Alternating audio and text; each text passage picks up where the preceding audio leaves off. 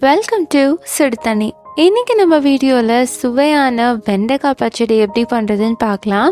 இது ரசத்துக்கு, சாம்பாருக்குன்னு எல்லாத்துக்கூடையும் சூப்பராக இருக்கும். ரொம்ப ட்ரெடிஷ்னலான ஒரு ரெசிபி, ரொம்ப ஹெல்த்தியும் கூட. இதோட இன்க்ரீடியன்ஸை நான் டிஸ்கிரிப்ஷன் பாக்ஸில் கொடுக்குறேன். இப்போ வாங்க சேர்ந்து சமைக்கலாம். ஃபர்ஸ்ட் ஒரு குக்கரில் 1 டேபிள் ஸ்பூன் தேங்காய் எண்ணெய் சேர்த்துக்கலாம். தேங்காய் எண்ணெய் இல்லைன்னா நீங்கள் நார்மல் ரீஃபைண்ட் ஆயில் கூட சேர்த்துக்கலாம். இதில் 15 சின்ன வெங்காயத்தை கட் பண்ணி சேர்த்துக்கிறேன். சேர்த்துட்டு இதை நல்லா வதக்கிடலாம். இதில் சின்ன வெங்காயம் சேர்க்கும் போது நல்ல ஒரு டேஸ்ட் கொடுக்கும். அப்படி இல்லைன்னா நீங்கள் பெரிய வெங்காயம் கூட சேர்த்துக்கலாம். வெங்காயம் நல்லா வதங்கினதுக்கப்புறமா இதில் ஒரு தக்காளி சேர்த்துக்கிறேன். நல்லா பழமாக சேர்த்துக்கோங்க. சேர்த்துட்டு நல்லா வதக்கிக்கலாம். இந்த வெங்காயம் தக்காளி நல்லா வதங்கிருச்சு. இந்த மாதிரி வதங்கினதுக்கப்புறமா இதில் கட் பண்ணி வச்சுருக்க 1/4 கிலோ வெண்டைக்காய் சேர்த்துக்கிறேன்.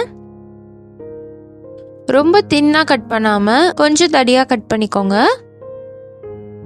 இதை சேர்த்துட்டு நல்லா வதக்கிக்கலாம். இது எல்லாமே ஒரு 5 நிமிஷம் நல்லா வதங்கட்டும். வதங்கினதுக்கப்புறமா இதில் 1/2 டீஸ்பூன் கல்லுப்பு, 1/2 டீஸ்பூன் மஞ்சள் தூள், 1 டீஸ்பூன் மிளகாய்த்தூள் சேர்த்துட்டு நல்லா பரட்டிக்கோங்க.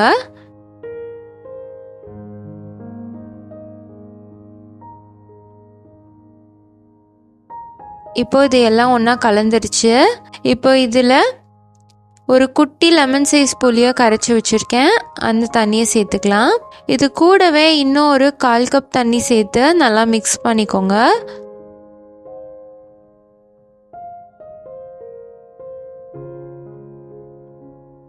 எல்லாம் நல்லா கலந்ததுக்கு அப்புறமா இதை மூடி ஒரு 2 விசில் மட்டும் வச்சுக்கலாம்.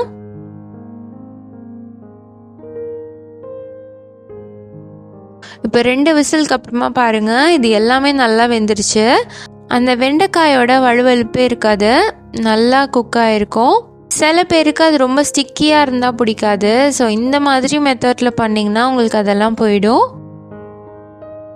இப்போது இது ரெடியாக இருக்குது. இது இருக்கட்டும்.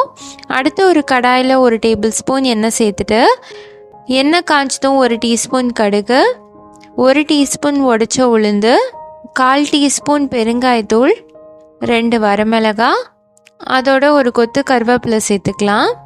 இப்போ இதில் நம்ம ஆல்ரெடி வேக வச்சுருக்க வெண்டைக்காயை சேர்த்துக்கலாம். சேர்த்துட்டு நல்லா பரட்டி விட்டுருங்க.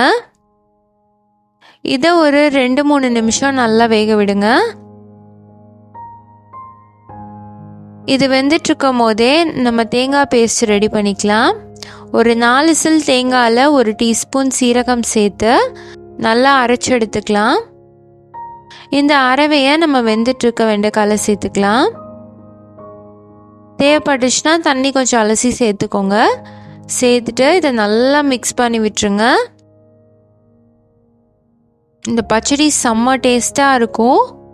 எல்லா விதமான ரசத்துக்கூடையும் ரொம்பவே அருமையாக இருக்கும். எங்கள் வீட்டில் ரசம்னாலே நான் பச்சடி தான் பண்ணுவேன். ஸோ எல்லாருக்குமே ரொம்ப ஃபேவரட்டான ஒரு ரெசிபி. நல்லா மிக்ஸ் பண்ணி விட்டுட்டு தேவைப்பட்டுச்சுன்னா நீங்கள் உப்பு சரி பார்த்துக்கலாம். அவ்வளோதான். இப்போ இது ரெடி ஆகிடுச்சு. தேங்காய் சேர்த்ததுக்கப்புறம் ரொம்ப நேரம் குக் ஆகணுன்ட்டு இல்லை, ஒரு 5 நிமிஷத்தில் நம்ம இறக்கிடலாம். நம்மளோட வெண்டைக்காய் பச்சடி இப்போ செம்ம சூப்பராக ரெடி ஆகிடுச்சு. நீங்களும் இன்றைக்கி ரசம் வைக்கிறீங்கன்னா இந்த வெண்டைக்காய் பச்சடியை ட்ரை பண்ணி பார்த்துட்டு எப்படி இருந்துச்சுன்னு சொல்லி கமெண்ட்டில் சொல்லுங்கள். இந்த வீடியோ உங்களுக்கு பிடிச்சிருந்தா லைக் பண்ணுங்கள். சுடு தண்ணி சேனலை சப்ஸ்கிரைப் பண்ணுங்கள். தேங்க்யூ.